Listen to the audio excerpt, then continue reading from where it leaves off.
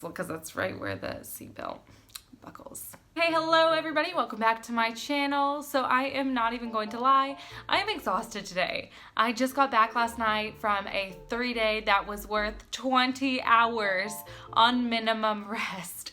We had a weather issue, so one of our overnights got canceled and changed to a Chicago overnight with literally minimum rest. And then we had a leg added onto us, so we had to do 4 legs starting at 4 a.m. the next day. So I'm exhausted. But I did not want to leave y'all without a video, so I thought this would be pretty fun to do. So I have seen some flight attendants do terminology videos, and those are kind of videos of flight attendant terms that we use every day that they're either going to teach you in training or some of them that you should know before training. Like they'll give you a packet before you go and say you need to memorize these terms. And if y'all want a video like that, I will gladly make you a video like that. But this video right here is not that.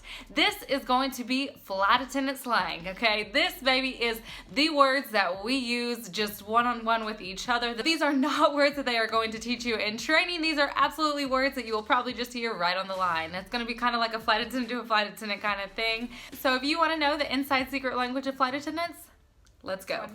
Okay, so we're gonna go ahead and start off with a really light one, and so the first word is going to be a slam clicker. So you'll hear either the term slam click or slam clicker. So basically a slam clicker is somebody who goes on their layovers and just slams the door, clicks the clock, and they are done. So it's basically like, comes from that term when people would clock out. Well, that's what a slam clicker is. It's somebody who, like, they're on their layover, they're clocking out, they don't want to do anything. I personally do not like flying with slam clickers. I don't, because I'm not a slam clicker. I love to do fun stuff on layover. So unless the layover is just like incredibly short, or if I'm just like feeling really under the weather, I am not going to slam click. I'm going to go do something. So for me, flying with slam clickers is a sucks. But I do understand some people do have families and kids and stuff back home that they need to talk to, or they just, I don't know, they just want to slam click.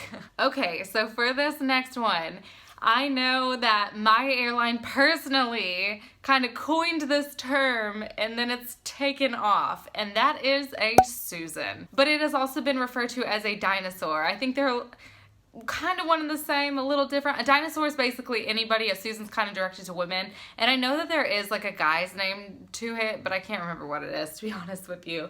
But a Susan is basically somebody with probably over 25 years experience who just hates their life, hates the world, hates everybody they're working around, hates the people on their flights, and pretty much everything.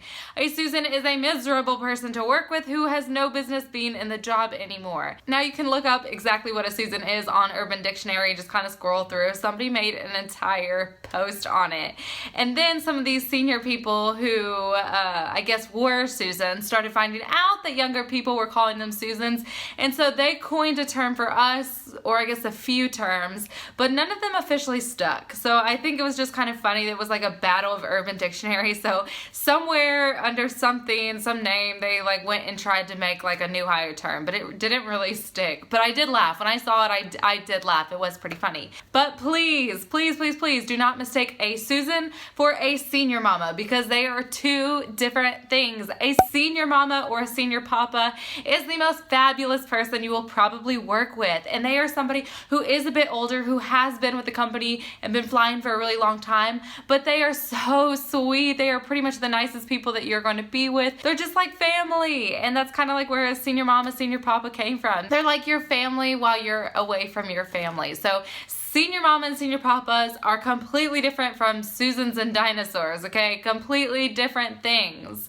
But when you meet a Susan, you'll know that's a Susan, okay?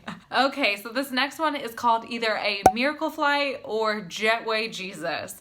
And this is basically where we have people who request wheelchairs. So we have wheelchairs waiting for them, but then suddenly after every single person deplanes, that wheelchair is still waiting for somebody. So basically like the term came where it's a miracle flight, that it's a miracle somebody just suddenly walked away miraculously healed, or like jetway Jesus came and laid his hands down on the gate and somebody miraculously walked to their plane. So that's kind of where the term came from. Okay, so now moving on, we have a term called Cru Cru Juice. So Cru Juice is basically like a bunch of the minis or leftovers from the mini bar mixed in with a compilation of different kinds of juices and sodas and whatever. And honestly, Cru Juice can range from really, really amazing to really, really disgusting. It just depends who's mixing it and what is being mixed. So Cru Juice might be made whenever you have a crew that maybe wants to go out and have some fun together, or they're excited or whatever. So that's where the term Cru Juice comes in. And then you have a Galley Queen.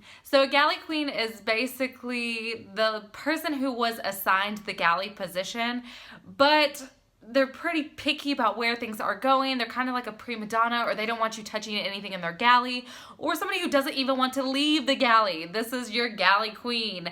So your Galley Queen is basically a galley snob. So a Galley Queen is basically somebody who hogs the entire galley to themselves, which to me, I'm just like, why? Like, why, girl? It is not that serious. And for our next slang word, we have a 2-for-1 special. So a 2-for-1 special is basically when the pilots are going to land the plane and you hit the runway, bounce right on back up, and then hit the runway again to land. It's a great surprise to us flight attendants and to the people on board. But to be quite honest, pilots actually do this a lot on purpose. If the runway is going to be slick, they need to hit it hard so get some traction. So they are intending to do this a lot of times. Okay, and for our next word, we have a crotch watch. So honestly, I don't even think I have used this term before. I really don't. But I do know that some people do use this term. So basically, like, a crotch watch is when you are doing a compliance check. So in a compliance check, you're basically checking to make sure that all the bags are underneath the seat, everybody's seatbelts are fastened, seat backs are up, tray tables are up, this kind of stuff. But the crotch watch comes directly for that seatbelt being fastened, basically because you're looking at everybody's crotches, because that's right where the seatbelt buckles. Now this one some of you may actually know, and that is a crop dusting. So basically a crop dusting is either when a flight attendant or a passenger walks on through the aisle passing gas, because people expand in the air and some tend to love to let it loose. And so they'll just crop dust all the people as they're walking by. And if that is you, cut it out right now, okay? Cut it out. It is disgusting. Okay, and now we have bottle to the throttle. So bottle to the throttle is basically explains the time in between when a flight attendant has to stop drinking to when the flight attendant has to work. So each company kind of has their own rules on how many hours it needs to be, ranging from like 8 to 12 or whatever. So that basically means that whenever your check-in time is 8 hours or 12 hours prior to that, you have to stop drinking. So bottle to the throttle is that little time right there. And then you have your landing lips. So your landing lips is basically like when you're getting ready to land, especially if you're like switching planes or if you're going to the airport, you have to put back on your heels to go through the airport. You need to fix all your stuff, your hair, your makeup, whatever. You need to look presentable. You need to look like that flight attendant looks. So your landing lips is basically like that last lipstick application to make sure that your lips are perfect. Now, I'm sure most of you have heard this one, and it is a bird. So there's no crazy thing about this. A bird is a plane. So we'll refer sometimes, we're taking that old bird out. It's an old plane, that's it.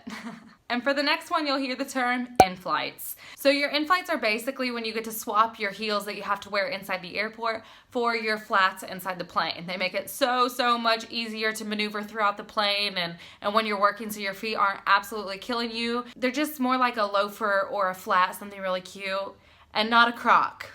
I'm talking to you, Susan.